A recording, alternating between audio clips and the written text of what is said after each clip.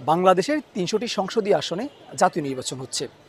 তর্ক বিতর্ক, আলোচনা সমালোচনায়, ঘটনা অঘটনে এগিয়ে রয়েছে ঢাকা ৮ আসন। এখানে রয়েছে অসম প্রতিযোগিতা, সকাল থেকে রাত অবধি চলে প্রতিপক্ষের আক্রমণ। চলুন জেনে নিই কে রয়েছে এই আসনে ভোটে গিয়ে আর কে রয়েছে সমালোচনায়। মির্জা আব্বাসের জনপ্রিয়তা বেশি দেখছি।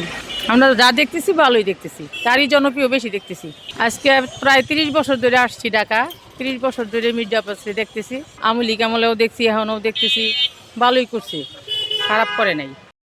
ঢাকা ৮ আসনের জনপ্রিয়তার দিক দিয়ে এগিয়ে আছে মির্জা আব্বাস ভাই বিএনপির থেকে, কারণ উনি পুরাতন লোক, উনি স্থানীয় লোক। ওই হিসাবে আমরা যারা এই এলাকাবাসী আছি, আমরা বিএনপিকে ভোট দিয়ে জয়যুক্ত করতে চাই, কারণ অন্য যারা আছে এরা ওই রকম এই আসনে উন্নয়ন করতে পারবে না।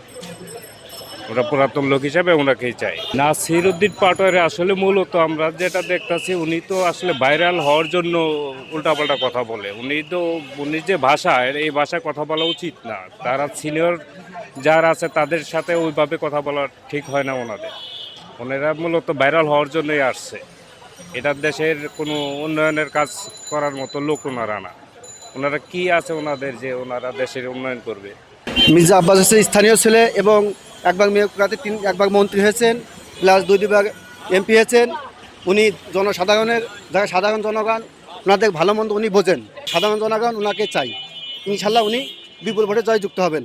৮ সনে উনি জনগণের পাশে ছিলেন এবং মানুষের ভালোবাসার স্পন্দন উনি খুব কাছে নিয়েছেন এবং উনি ভালোভাবে ওনার এলাকা ভালোভাবে সুন্দরভাবে কী কোনো অবস্থায় আছে উনি ভালোভাবে দেখছেন এবং শুনছেন।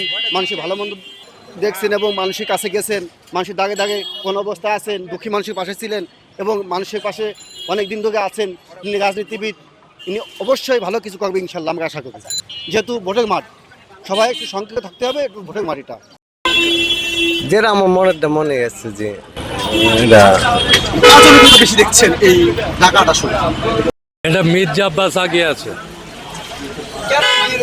দানেশির ও তো একে একে কয়েকবার এমপি হয়েছে, মন্ত্রী ছিল, তারপরে আপনার মেয়র ছিল। হ্যাঁ, ওর জনপ্রিয়তা বেশি, ওই আগায় আছে। আমরা ঢাকা ৮, পল্টন, শাহজাহানপুর, মতিঝিল, রমনা, শাহবাগ, এই 5টা থানা মিলে ঢাকা ৮ আসন। এই ঢাকা ৮ আসনে মির্জা আব্বাস বিগত অনেক বছর আগেই এখানে সে সাবেক মেয়র ছিল, এই এলাকায় তার জন্মস্থান। সেই ক্ষেত্রে আমার জানা মতে বা আমরা যতটুকু দেখছি, মির্জা আব্বাস অনেকটুকু আগে আছে। আর নাসির উদ্দিন পাটোয়ারি জুলাই আন্দোলন থেকে উঠে আসছে, সেও পরিচিত, কিন্তু আসলে সে পরিচিত হলে হঠাৎ করে এমপি একটা বিশাল বড় পদ, সে পদে বললেই পাওয়া যায় না। সেক্ষেত্রে তাদের অনেক পরিশ্রম করতে হবে। আর ওই ক্ষেত্রে মির্জা আব্বাস আগে আছে এই জন্যই যে উনি অনেক আগের থেকেই পরিশ্রম করে আসছে এখানে। অভিযোগ তো একে অপরের প্রতি থাকেই, এটা আমরা নির্বাচন আসলে দেখি। আপনি আমার প্রতি অভিযোগ করবেন, আমি আপনার প্রতি অভিযোগ করব, আচরণবিধি লঙ্ঘন করি, এগুলো নানা অভিযোগ থাকেই। এটা আসলে বাস্তবায়ন যেটা না হয় সেটা বলা যায় না।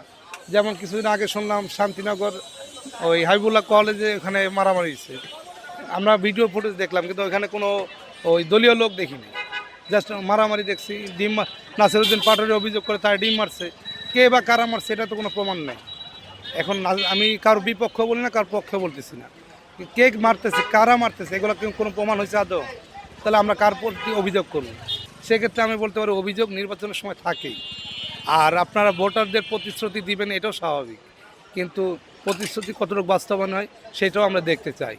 এজন্য আমরা চাই যে আগে আছে, শুধু আগে থাকলে হবে না, আমাদের যোগ্য প্রার্থী আমরা যেটা পাবো আমরা তাকেই ভোট দেবো।